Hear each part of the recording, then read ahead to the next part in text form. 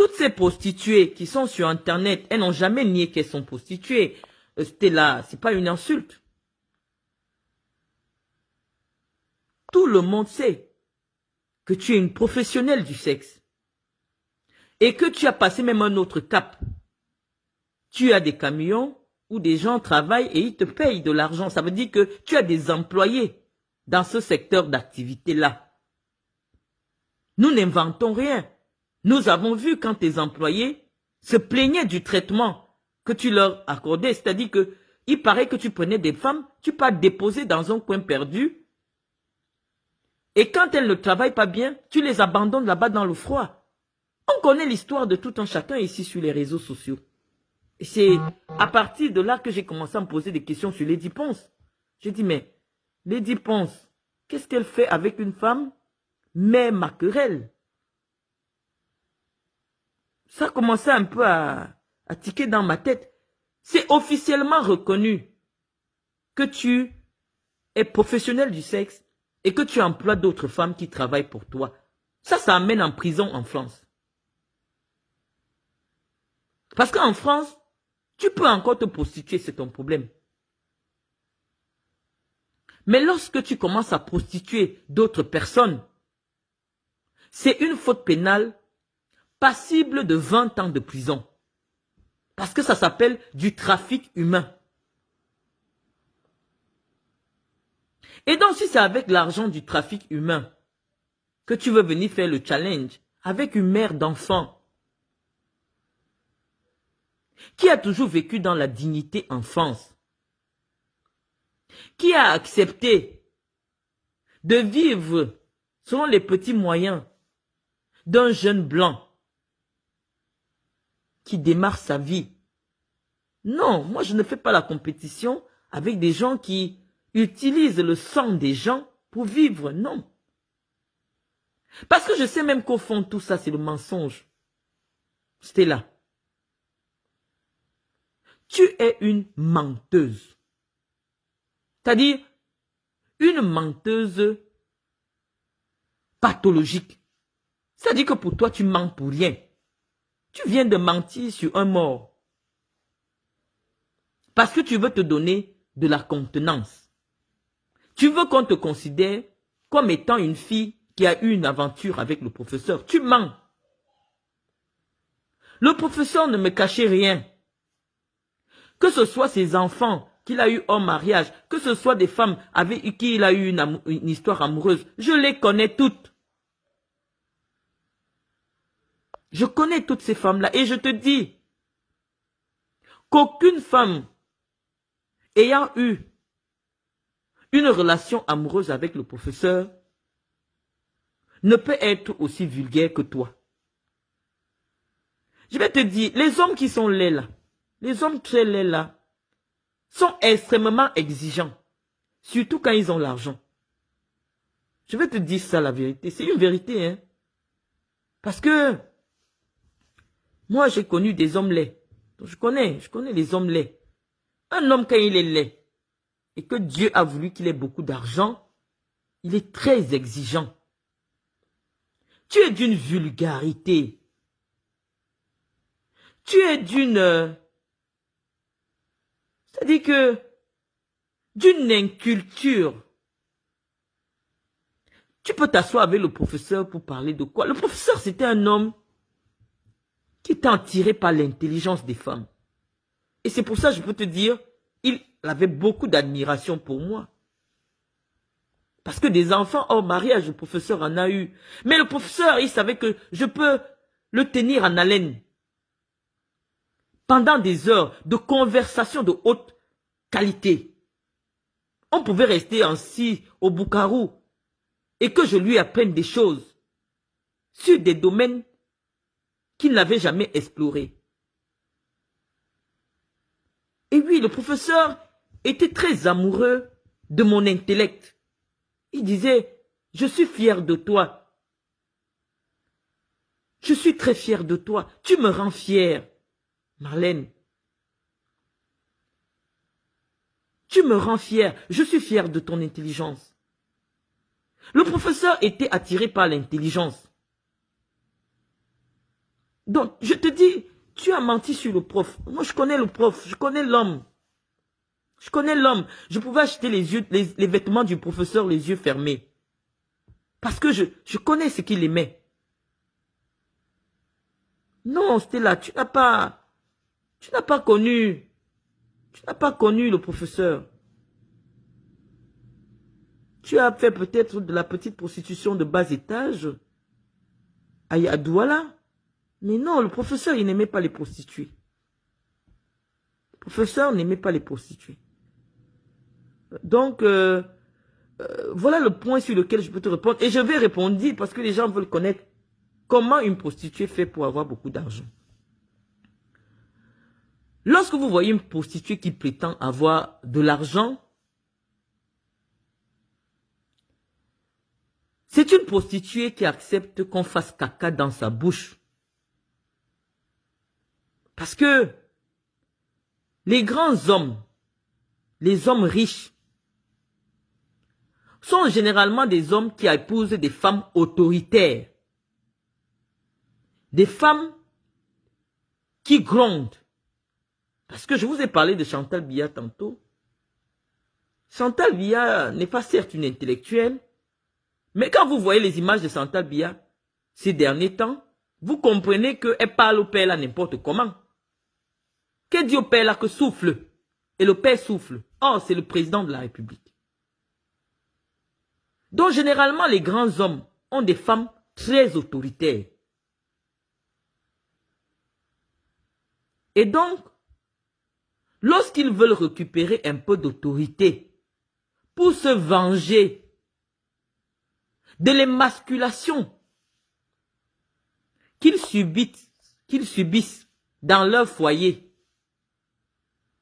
ils viennent se venger sur les prostituées. Et donc, lorsque un client fortuné tombe sur une prostituée, il lui dit « Ouvre ta bouche, je chie dans ta bouche. » Parce qu'au moment où il fait caca dans la bouche de la prostituée, il imagine sa propre épouse à la maison. Il dit « Pour toutes les mauvaises paroles, pour toutes les insultes, pour tout ce que tu me fais à la maison, me voici en train de chier dans ta bouche. » C'est à son épouse qu'il pense. Au moment où il est en train de déféquer dans la bouche de la prostituée.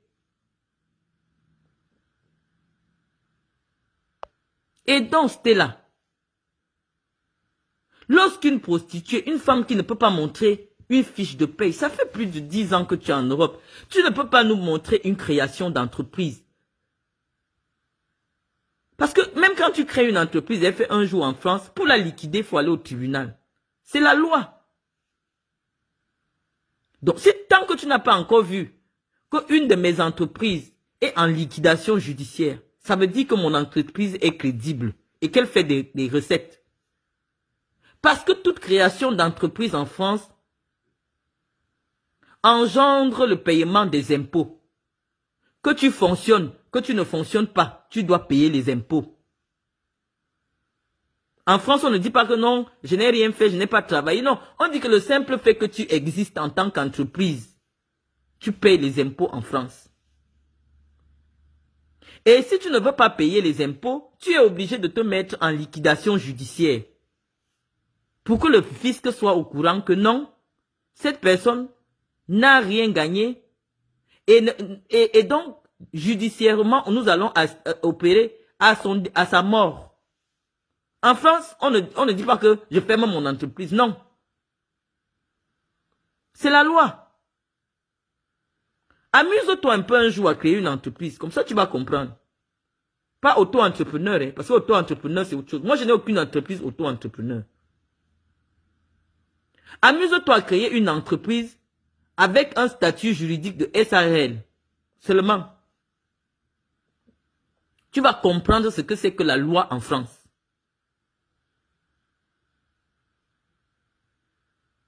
Donc, lorsque vous voulez souvent m'attaquer alors que vous n'avez pas les outils, non, vous n'avez pas les outils. Dès que tu crées une entreprise en France, tu payes les impôts. Tu es revenu dans une affaire où j'aurais prétendu que sans papier, tu ne peux pas, sans titre de séjour, tu ne peux pas ouvrir un compte en France. Je vais te dire que c'est la vérité. Un compte courant, parce que je ne parle pas d'un compte d'épargne. Généralement, des structures comme la Poste, aujourd'hui sont obligées d'ouvrir des comptes aux demandeurs d'asile politique qui ne sont pas encore en possession des titres de séjour. Mais au moment de l'ouverture du compte, l'institution bancaire, qui est suffisamment particulière, qu'on appelle la Poste, exige une domiciliation. Et c'est pour ça que les gens vont dans les CCAS prendre leur domiciliation, parce que c'est cette domiciliation-là qui prouve qu'ils sont fiscalement domiciliés en France. Mais lorsque vous n'êtes pas dans le cadre d'un demandeur d'asile politique, et qui forcément, qui dit demandeur d'asile politique, dit quelqu'un en cours de régularisation. Parce que pour avoir le statut de demandeur d'asile, il faut d'abord déposer un dossier à l'OFPRA. Et donc l'administration française vous connaît déjà. Et donc vous avez un papier que vous allez donner à la Poste qui prouve que l'administration française vous connaît déjà. Mais quelqu'un qui sort du Cameroun, rien qu'avec son passeport camerounais, ne peut pas ouvrir un compte en France. Rien qu'avec son visa, non, il ne peut pas ouvrir un compte en France. Les seuls comptes qui existent, la seule possibilité d'ouverture de compte, c'est pour les banques en ligne, là, les trucs offshore, là. Et que généralement les prostituées utilisent pour payer leurs annonces. Parce que pour l'ouverture de ces comptes-là, ce n'est que le passeport qui est exigé. D'autant plus que c'est des comptes qui sont limités. Ce n'est que 1 000 € par an qui peuvent passer sur ces comptes-là. Oui, c'est possible d'avoir un compte bancaire avec une carte, mais ce sont pas ce sont des banques offshore. Des banques offshore. Je ne sais pas si tu sais ce que ça signifie. Oui, tu peux avoir un compte, même un RIB, et une carte. Et puis, ces banques-là aussi aident tous ceux qui sont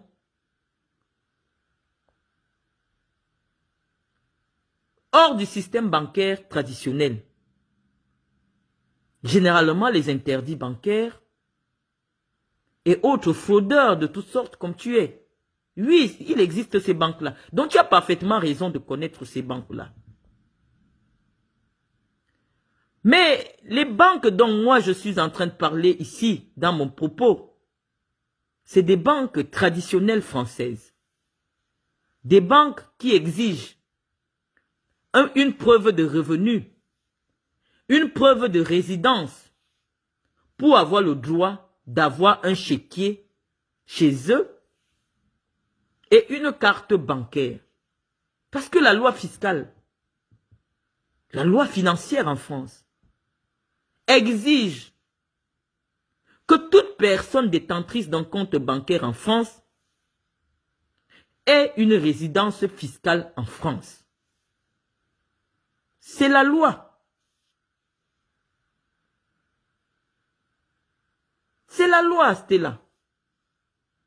Donc, tu sais, j'ai un public suffisamment outillé. Moi, je n'ai pas les faux profils. Donc, la catégorie de ceux qui me suivent m'impose une certaine rigueur intellectuelle. C'est là. Non, ça m'impose une certaine rigueur intellectuelle. Je ne viens pas dire n'importe quoi lorsque je vois tous les magistrats qui sont sur ma page. Non, Stella, je te dis, il y a au moins 300 magistrats sur ma page. Et je vais te dire pourquoi il y a des magistrats sur ma page.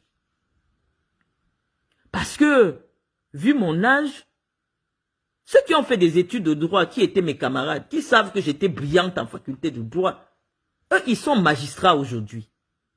Ils sont magistrats. Nous avons fait la faculté de droit ensemble. Ils savent que Marlène était brillante en faculté de droit. Donc, ils sont sur ma page, c'est mes camarades. Ceux qui sont sur ma page, sont des inspecteurs des impôts sortis de l'ENAM. Et pourquoi ils sont sur ma page? Parce que nous avons fait les bancs ensemble à l'université de Soie. Ils sont sur ma page. Parce qu'ils savent que Marlène était brillante. Elle validait en session normale. C'est un cerveau, Marlène Mvuto. C'est un cerveau. Mais ils savent que Marlène s'est peut-être trompée en allant travailler à la CRTV pour aider le professeur. Marlène aurait pu être une grande magistrate au Cameroun.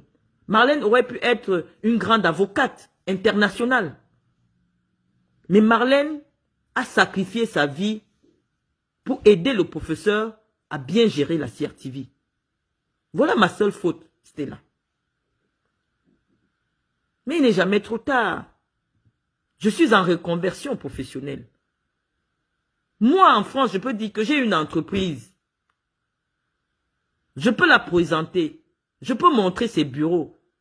Et donc, je donne rendez-vous tout à l'heure. Pour la visite, nous allons entrer dans l'appartement, Stella, que moi j'ai offert à ma fille. Il n'est pas encore équipé. Je suis libre d'y installer ce que je veux. Nous allons faire la visite des biens immobiliers que je possède en France. Parce que moi j'aime ça. Je t'aurais demandé de me poser la copie de ton BTS. Je la demande, je l'exige même parce que les Camerounais veulent s'amuser. Les Camerounais veulent jauger les femmes camerounaises qui sont sur les réseaux sociaux. Je vais vous demander pardon si mon direct se coupe. J'ai téléchargé un truc, la Phoenix, qui donne des informations sur les activités du Cameroun, mais ça me décharge trop la batterie. Donc, chers amis, dès qu'on va raccrocher, on ira faire la visite de mon premier appartement, qui n'est pas occupé, que je possède sur le territoire français. Donc, c'était là. Pour continuer le clash, parce que tu as donné rendez-vous à pose-nous ton BTS. Si tu ne peux pas poser le BTS, tu ne vaux pas ma fille, dont les diplômes sont disponibles sur Google. Tu tapes le nom de ma fille sur Google, tu vas avoir ses diplômes. Tu tapes le nom, tout le monde connaît le nom de ma fille, puisqu'il y a des documents qui appartiennent à ma fille sur le truc. Tape le nom de ma fille sur Google. Tu verras ses diplômes et ses formations. Je pense qu'à l'heure actuelle, elle est déjà à un bac plus 4. Parce que même pour faire le métier d'aide-soignante, d'enlever les couches, elle a fait bac plus 2. Parce que tu peux chercher. En France, même le bac est disponible sur Google. Donc, tape le nom de ma fille et tu vas retrouver son parcours. Parce que j'ai vu celle de Guylaine Chapuis dire que ma fille travaille en plein temps chez les personnes âgées. Guylaine Chapuis, tu ne connais pas les salaires en France puisque tu n'as jamais travaillé de ta vie. Pour avoir le salaire de ma fille, il ne faut pas être en CDI. C'est-à-dire contrat à durée indéterminée. Pour gagner 2000 €, 2500 € comme ma fille gagne, il faut être en CDD. C'est-à-dire faire des petits contrats et travailler comme tu veux. Parce qu'en CDI, en France, une aide-soignante gagne 1500 €. Tu n'as jamais travaillé. Donc si tu veux gagner de l'argent en France, ne travaille pas à plein temps. Il faut multiplier des remplacements dans plusieurs endroits différents et tu vas avoir beaucoup plus d'argent. Sauf qu'il y a une fragilité dans le type de contrat. Quand tu as ce type de contrat, tu ne peux pas avoir un crédit. Donc, tu ne connais rien de la France. Si quelqu'un te dit déjà que je suis aide-soignante, j'ai 3000 €, c'est quelqu'un qui ne travaille pas à plein temps, qui n'a pas un CDI de 35 heures. Donc, tu ne sais rien.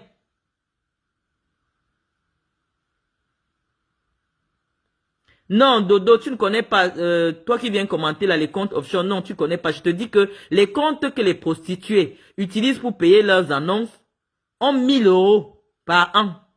Ne peuvent faire des transactions que de 1000 €. Donc tu peux aller rechercher sur Google. Moi, je parle toujours avec des références. Moi, ma référence, c'est Google.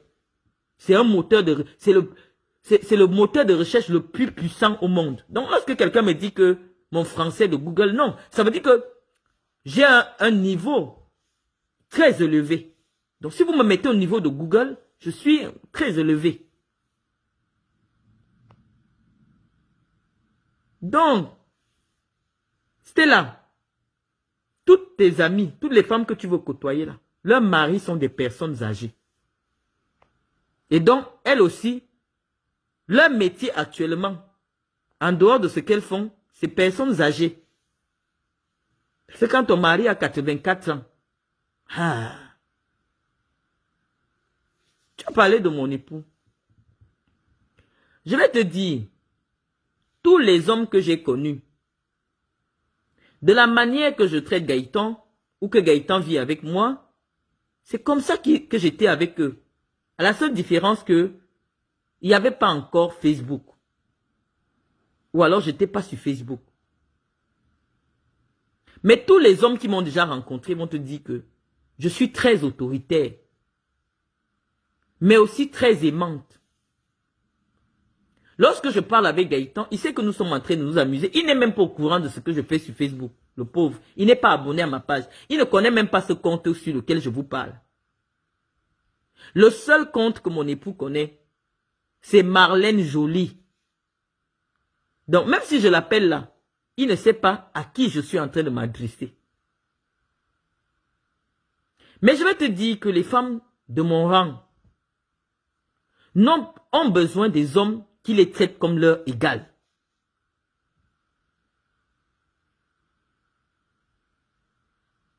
Donc moi, si un homme pense qu'il est supérieur à moi, au point de pouvoir me dire ou me dicter ma façon de vivre, ça ne peut pas être mon époux. Parce que je sais qu'au Cameroun, je suis plus instruite que 10 millions d'hommes. Moi, je suis plus instruite que 10 millions d'hommes au Cameroun. Donc, je ne vois pas l'homme qui va me parler fort. Je ne vois pas l'homme qui va dire ce que je dois dire et ce que je dois faire. Non, cet homme n'existe pas. Parce que je suis plus instruite que 10 millions d'hommes au Cameroun. Non, l'homme là n'existe pas. Je ne mettrai jamais en mondovision de salir sa mémoire comme tu viens de faire. Stella, tu viens d'entrer dans mon viseur. Parce que la chose qui m'a poussé à remuer le Cameroun est uniquement parce que j'ai vu une femme qui a insulté l'intimité du professeur Mendozé à côté de Madame Biya. Moi, je dis Stella, le direct que tu viens de faire aujourd'hui pour t'attaquer au professeur, alors que le professeur est mort depuis 3 ans. Le professeur n'est jamais venu à Mondovision pour te dire qu'il me connaît. Donc, si tu as des problèmes avec moi, si tu n'es pas d'accord avec ce que je dis sur Chantal Biya, tu n'as pas besoin d'insulter Mendozé. Et donc, Nathalie Ngamba qui t'a reçu, Nathalie Ngamba, c'est une sœur du Jay Lobo. Elle est du Jay Lobo comme moi. Si c'est vrai que Nathalie Ngamba a 51 ans et que son mari a 83 ans, et qu'elle te reçoive encore, toi, qui insulte le sexe d'un vieillard de 77 ans, parce que tu ne vas pas me convaincre qu'un homme de plus de 80 ans est encore sexuellement actif. Non, tu ne vas pas me convaincre que c'est possible.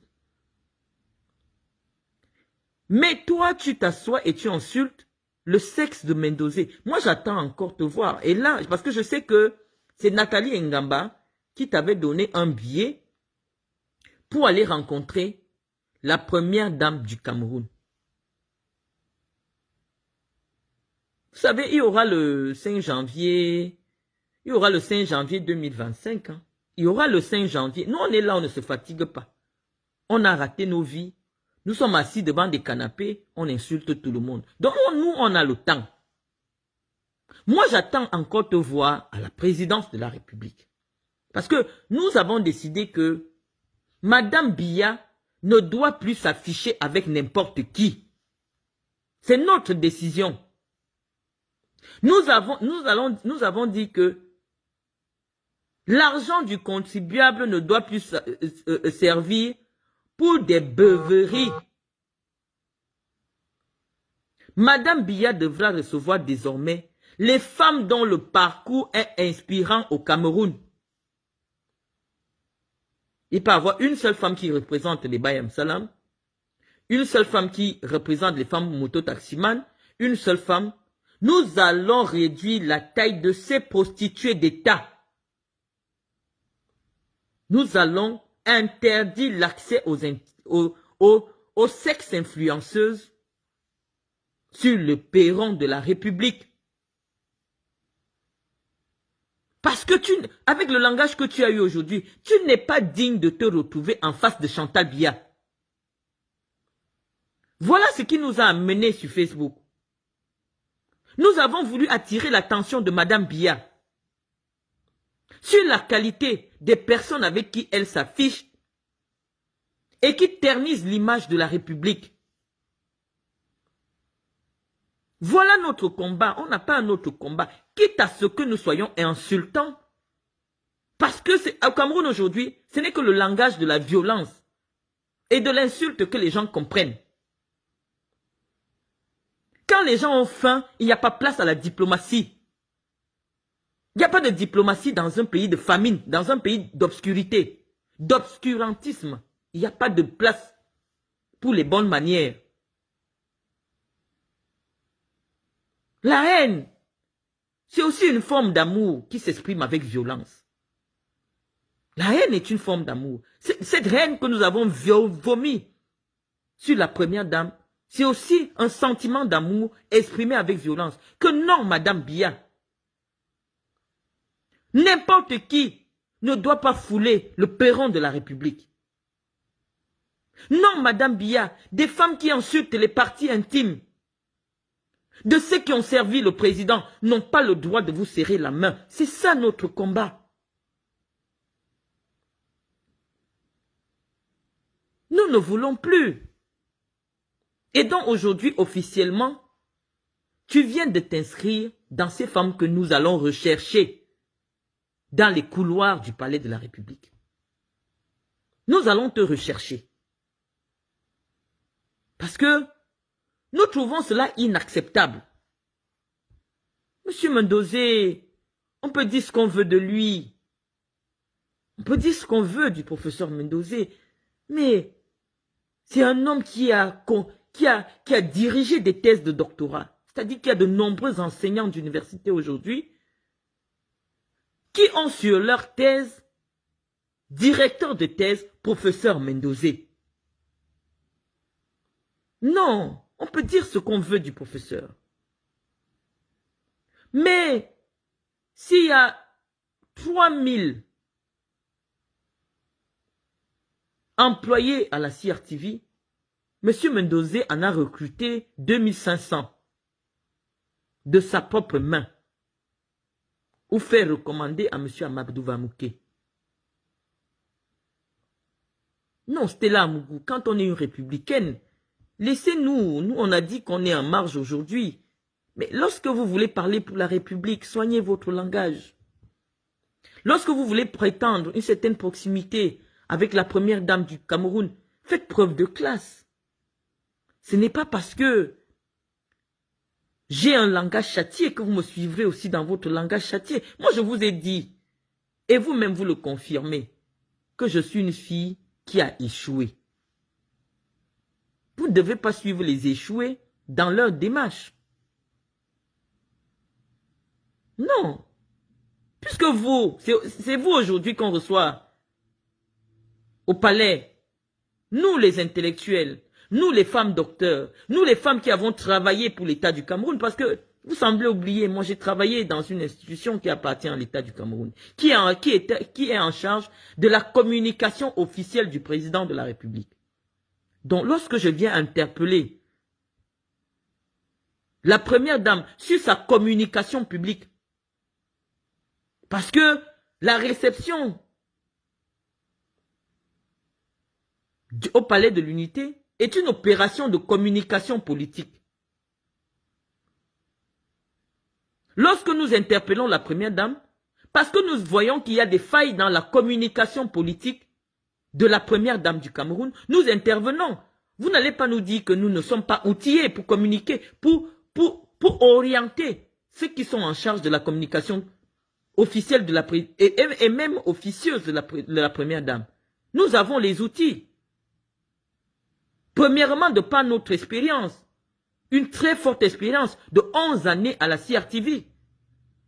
Et par la suite, nos études académiques dans le domaine de la communication politique nous donnent l'autorité pour dire des choses pertinentes en ce qui concerne la communication du président de la République et par ricochet, la communication de son épouse.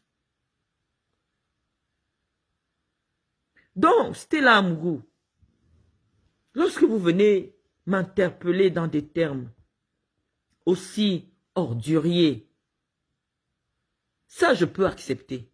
Mais je n'accepte pas que vous traîniez la mémoire d'un homme qui a suffisamment souffert dans la boue. Non, Stella Amougou. Vous ne pouvez pas être la maîtresse du professeur. Je vous aurais connu. J'étais trop proche du professeur Mendozé. J'allais vous connaître. Parce que ce que vous ignorez, le professeur, lorsqu'il venait à l'hôtel que vous avez évoqué à Douala, Méridien, il occupait une suite qu'on appelait la suite Sanaga. Et cette suite-là, tout simplement en bas, étaient les chambres de ses collaborateurs. Il ne se déplaçait jamais sans ses collaborateurs. À chaque déplacement du professeur, il y avait toujours la responsable de la billetterie, Madame, c'est une femme anglophone, j'oublie son nom, je crois qu'elle est décédée. Il y avait ses directeurs. Et donc, même lorsqu'il voulait donner de l'argent à quelqu'un, ce sont ces personnes-là. Je vous ai dit, dans le cadre privé, c'est moi qui m'en chargeais. Mais dans le cadre public, un billetteur se déplaçait toujours avec le professeur. Non, vous n'avez jamais reçu 30 millions du professeur.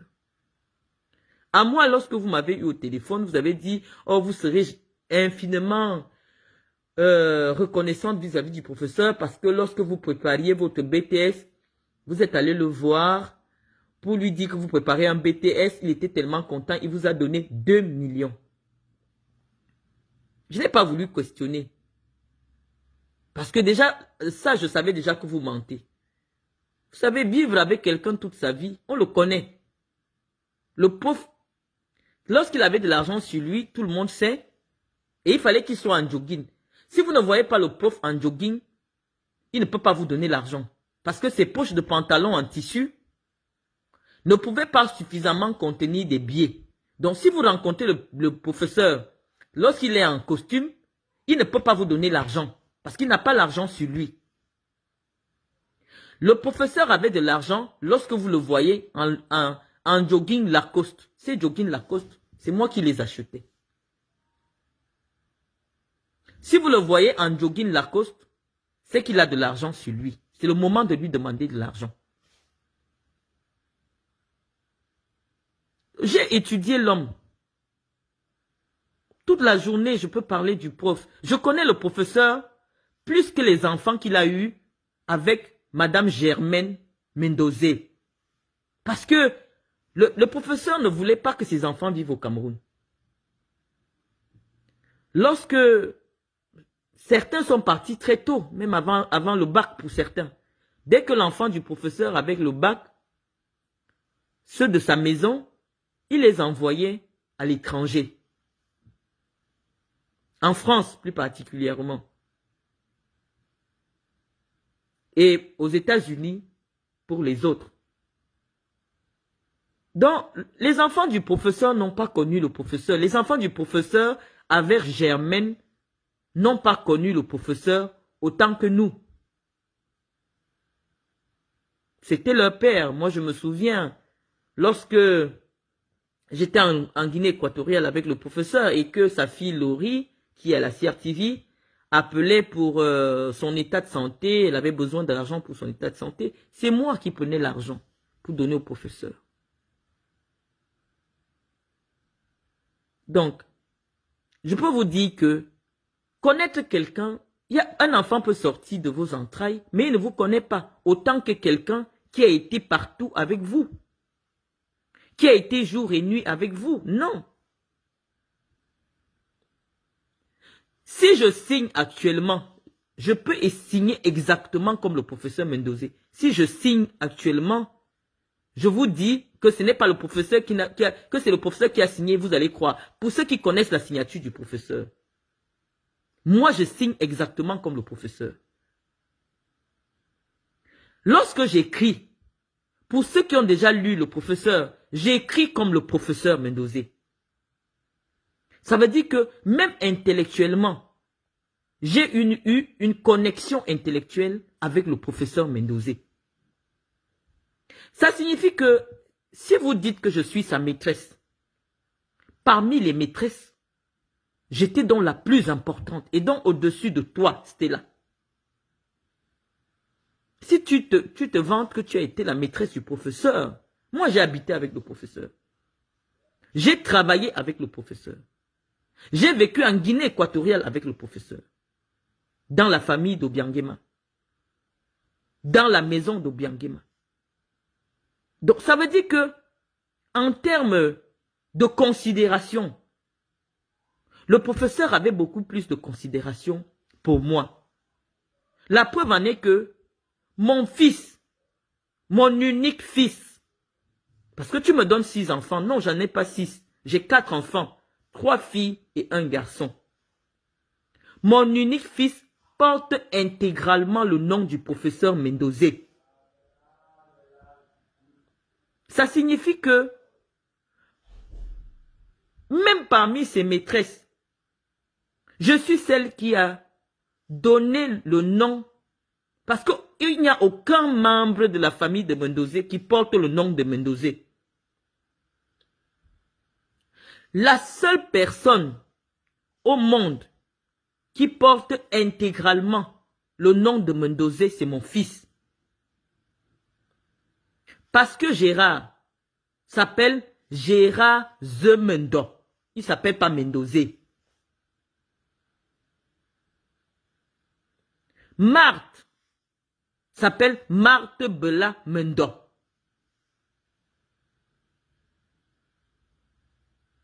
Edna s'appelle Manga Mendo. Donc, la seule personne sur terre qui porte entièrement le nom du professeur Mendozé, c'est mon fils.